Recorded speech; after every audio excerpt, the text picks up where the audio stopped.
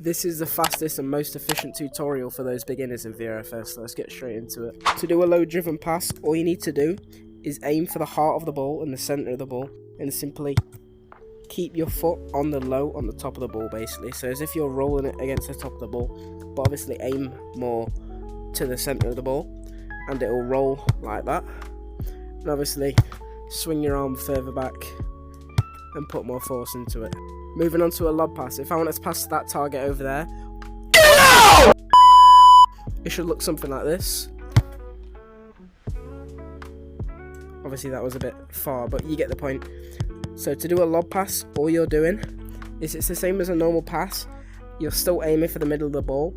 If you want to go direct, obviously, unless you want to curve it, you'll aim for the sides like this and wrap around. But for a direct lob pass, you want to go under the ball and scoop up like that. It should look something like this. Obviously that was much better than the one before. There is two types of volleys. This is a half volley. There is two types of volleys. This is a half volley.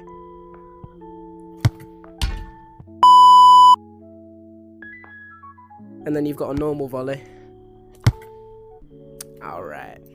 To practice your volleys, have the ball on the ground and use your foot, get your foot under the ground and lift the ball up like this. And just practice swinging your arm with your instep like this and hitting the ball. To start off, use half volleys.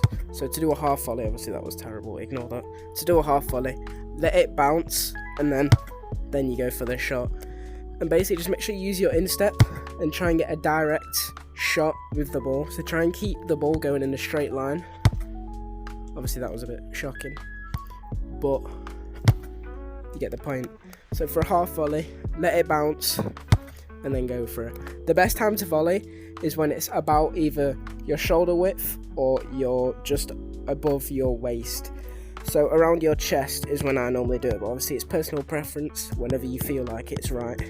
Just a disclaimer for those who can't tell, I am really ill whilst making this video, so yeah, just bear with me.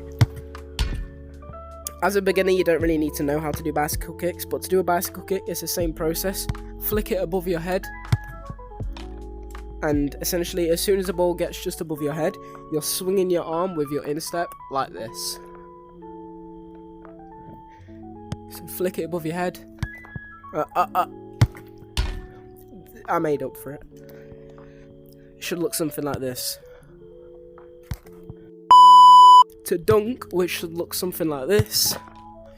All you gotta do is obviously flick the ball up, but in game it'd be crossed into the box. But to practice, flick the ball up, and basically you're using your instep and you're slamming down on the ball towards the net whilst it's above your head, like that.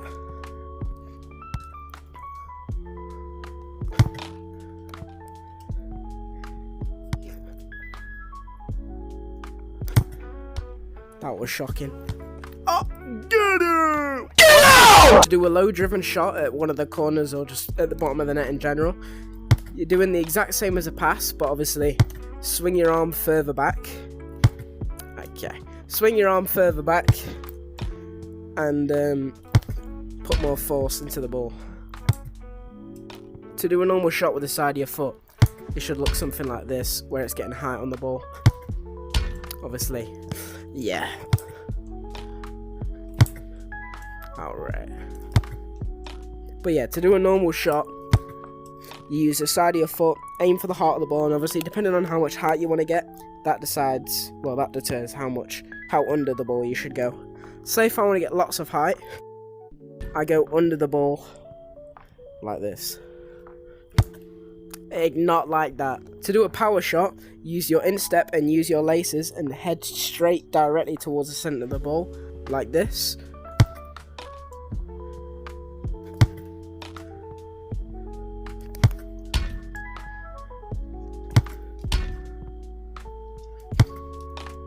And obviously if you want to get some curve on it, just aim at the sides of the ball whilst you're using your laces, so like this, and it'll end up curving. To curve the ball and do a finesse shot, you need to be doing this motion as you're shooting. So for example, I'm running in for the shot, you need to do exactly this. And obviously if you want to get more height, go under the ball more. but you're wrapping your foot around the side of the ball. Not like that.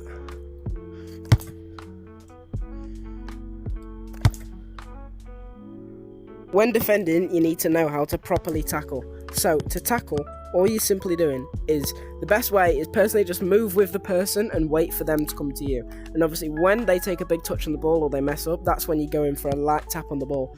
Whenever you go for a tackle, you should not be using both arms and swinging, or full like swinging your arm. All you got to do is simply, as soon as the ball is free and you've got your chance, just get a light tap on the ball to push the ball towards yourself. And the reason why I say this is so obviously you can regain that ball control. For example, someone's coming up to me with a ball, just a light tap on the ball like that. You could also do it like this, with the side of your foot. So someone's coming up to me, just do this. Just bring the ball back to yourself. Should be a light tap. Just like that.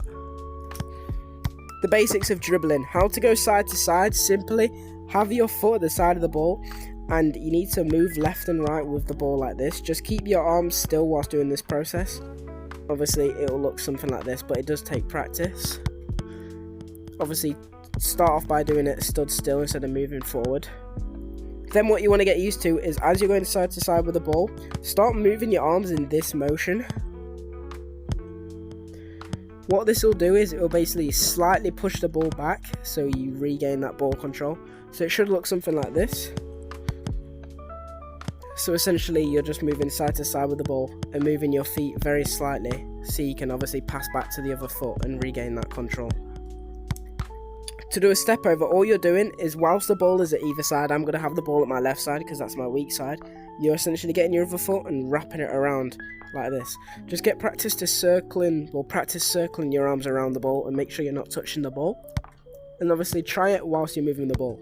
If you're right footed or right armed or whatever, if your right hand is your dominant hand, start off with moving to the left, and as you're moving to the left, take a touch with your left foot, and as you do so, do the step over. So basically like this, take a touch with my left foot and do a step over. You should only take a light touch, so it should be something like this.